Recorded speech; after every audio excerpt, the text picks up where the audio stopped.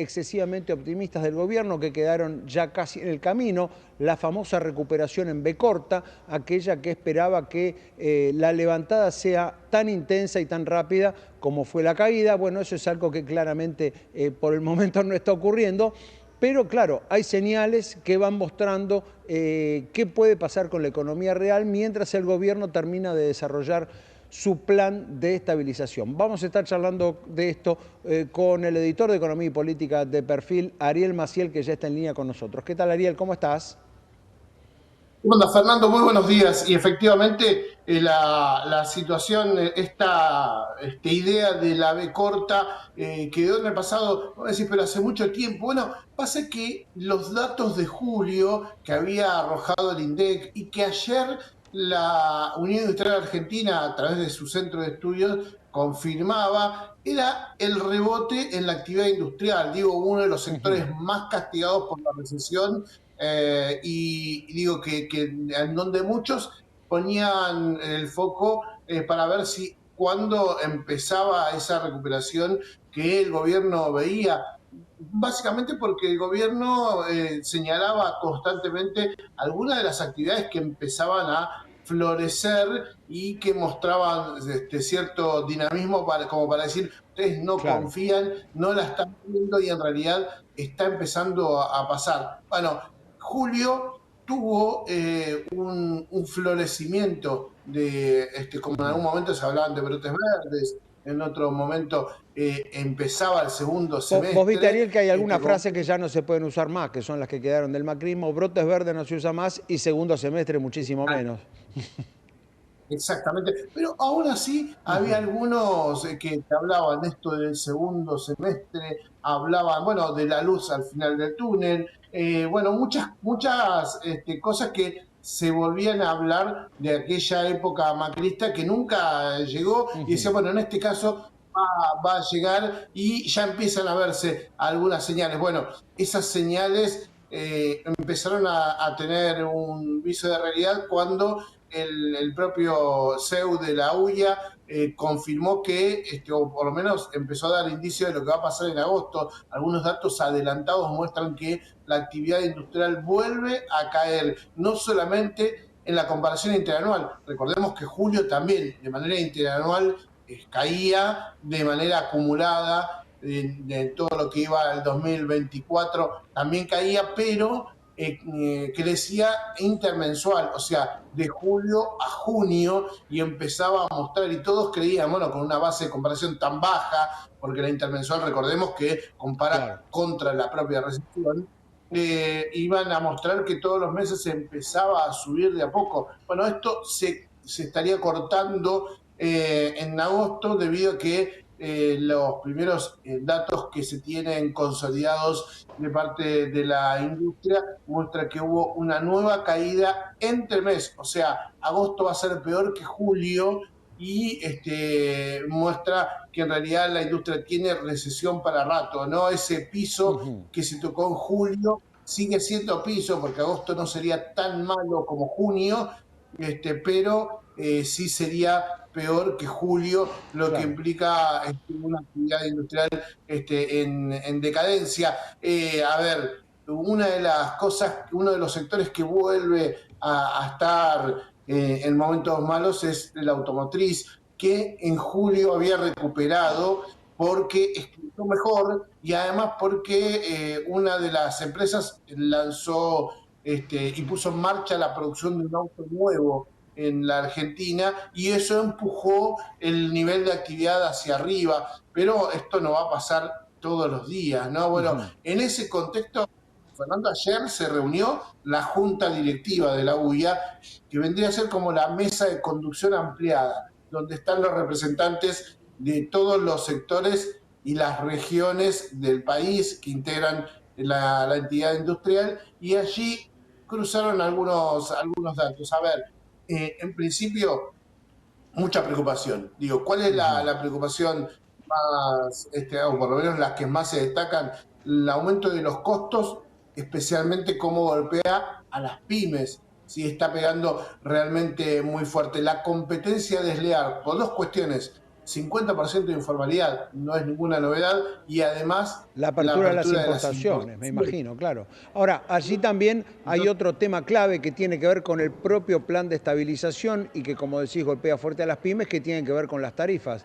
Así como viene golpeando en los hogares, por supuesto que para cualquier pequeña y mediana empresa, para el comercio incluso también, más allá de que la inflación se haya estabilizado y que uno quiera ver con mucho optimismo una tendencia hacia la baja, está claro que las tarifas siguen golpeando y que cada pyme tiene que pagar unas facturas de luz y de gas mucho más altas que el mes anterior.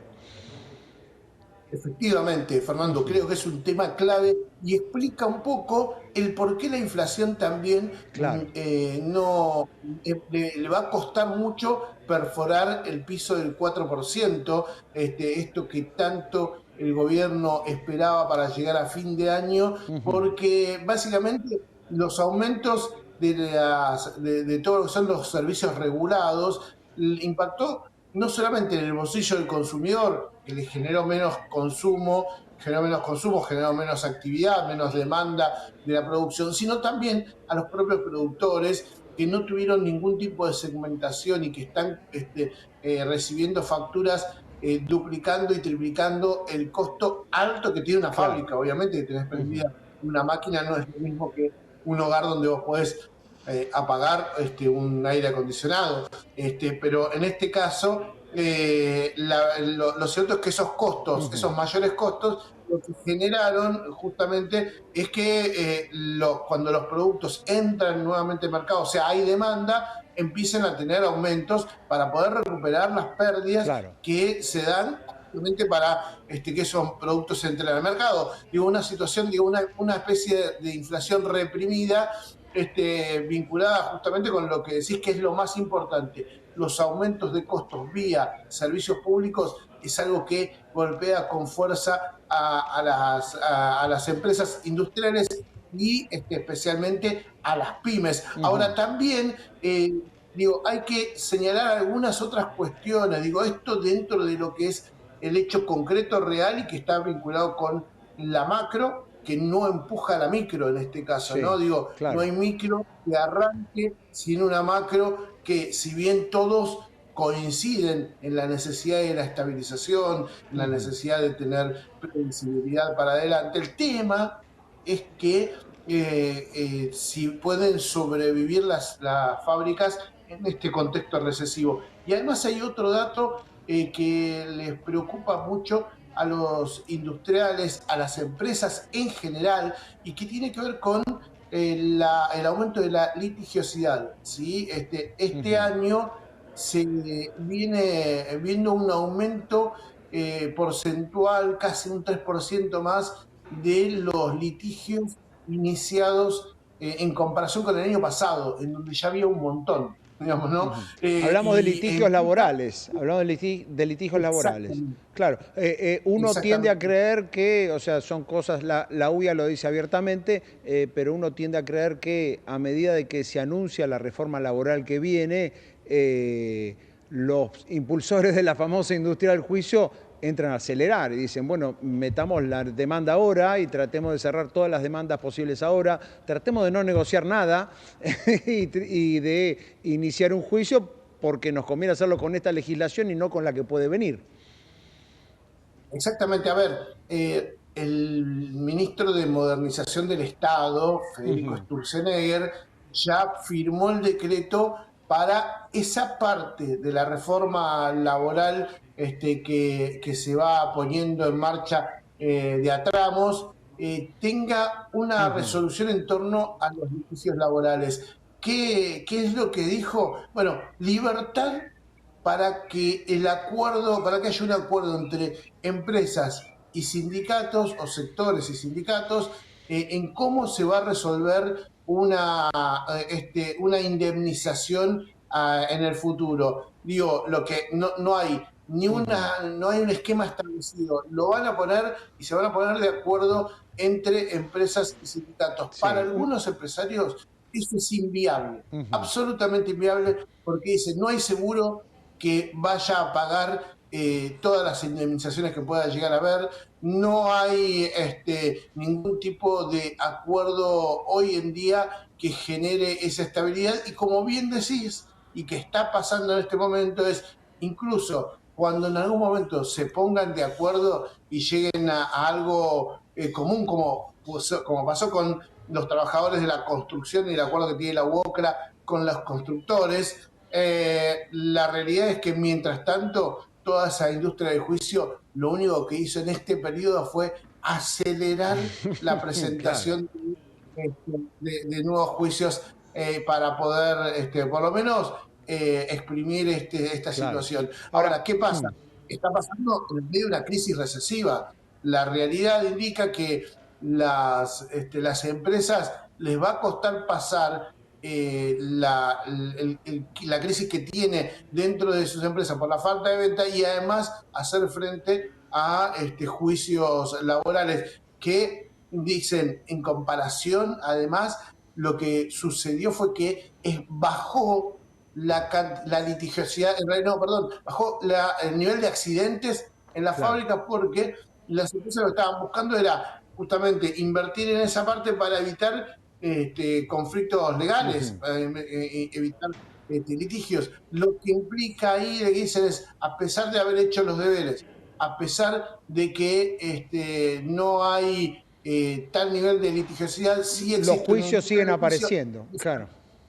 Bien. que básicamente vinculado con la industria es creación de juicios que muchas veces no están justificados. Bueno, son cosas que están pasando y hay contexto que está preocupando y genera alarma en la actividad industrial. Claro. Por último, Ariel, ahí mencionabas a la pasada, por ejemplo, al sector automotriz. Los analistas más optimistas lo que dicen, bueno, hay una recuperación, ya se tocó piso, siempre hablan de una recuperación heterogénea. Y los propios números oficiales, los últimos números del EMAE, por ejemplo, también van en el mismo sentido, es decir, claramente todos los sectores no van por igual. ¿Cuáles son los peores y los mejores? Y sobre todo, me imagino el tema de algo que preocupa mucho a la UIA, que es la capacidad ociosa, ¿no? O sea, ¿quiénes son los que están mejor y los que están peor? Bueno, ahí es un buen dato.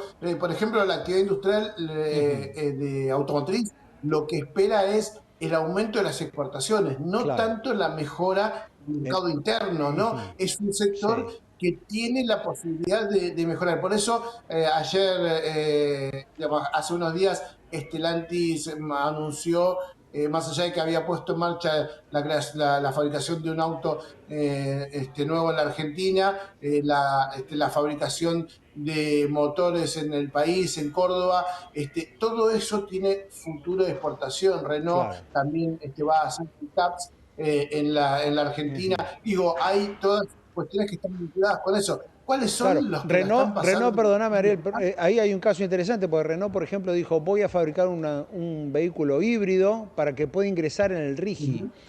O sea, para poder aprovechar las Exacto. ventajas del RIGI. Ahora, al mismo tiempo, no va a ser para el mercado interno, no tienes un vehículo caro, una camioneta híbrida cara, digo, no tiene ninguna expectativa de venderla aquí. Efectivamente, ese es el punto, digo, también cómo aprovechar, cómo ingresar a este régimen de incentivos para las grandes inversiones y poder meterte en eso, porque el automotriz, el sector automotriz tiene la posibilidad de ingresar solamente para aquella producción que está vinculada con las nuevas energías. Algo que bien señala Fernando, digo, no depende, que no va a ser vendido en la Argentina y además que, bueno, va a tener muchas partes del exterior, no se va a construir, se va a terminar de construir acá, habrá que ver cuál es el porcentaje total que tiene de integración nacional en ese sentido, cómo Claro. tracciona al resto de los sectores y, básicamente, tiene la posibilidad, cualquier empresa, no estoy hablando ya solamente de Renault, sino cualquiera que entre en el RIGI, de comprar los insumos, ¿sí? Todo lo que son las partes y las piezas en donde quiera, ¿sí? Claro. Y si la competencia mundial es mucho más viable, lo va a comprar en el Claro, exterior tiene, y no tiene la posibilidad de necesariamente. esquivar el cepo, en concreto es eso. Efectivamente, bueno, ¿sabes qué? La encuesta te decía, bueno, hay muchos sectores que la están pasando realmente mal. Los alimentos habían crecido en julio Ujú, y vuelven a caer en agosto. Digo, alimentos como un hecho claro. básico, ¿no? El otro día Ujú, hablaba con un empresario que fabrica papel y decía, cayó la producción de papel higiénico estamos hablando, ¿no? ujú, Estamos hablando de la producción, ¿no? La fabricación, no de decir, bueno, porque también le compran segunda o tercera marca. Bueno, los que fabrican todas, las primeras, segunda y claro. tercera marcas, ¿no? Para las marcas que le piden, digo, para tener en cuenta eso, digo, Ujú. si cae eso, cae en los Es porque hay alimentos, una quiere caída decir, de consumo que todavía no terminó de cerrarse, por supuesto. Bueno, habrá que ver efectivamente, cómo... Dale. hay una encuesta como Hmm, para cerrar esto que vos planteabas sobre la capacidad ociosa. Hay una encuesta en la UIA, la tercera que se hizo en este año, dice que el 69% la utilización de la capacidad instalada en julio fue menor que la considerada como óptima, ¿sí? Y la mayoría cree que va a recuperar los niveles de capacidad ociosa, ¿sabes para cuándo? Recién para el segundo semestre del 2025. bien. ¿Sí? Así que ese es un poco el panorama de la realidad de esta economía real y Ujú. especialmente la expectativa que tienen los industriales. Bien, está claro que la B corta no va a suceder. Ariel, muchísimas gracias por estos minutos. Un abrazo. Les mando abrazos, nos vemos. Ariel Maciel allí con un pantallazo de lo que está ocurriendo en materia industrial con esta encuesta, este informe que publicó ayer la Unión Industrial Argentina con perspectivas claramente negativas. Por un lado, agosto se llevó puesta a la recuperación que había aparecido en julio, punto uno. Punto dos, la recuperación es muy heterogénea, es decir, hay sectores que todavía están muy mal y que no consiguieron levantarse. Punto 3, consumo absoluto.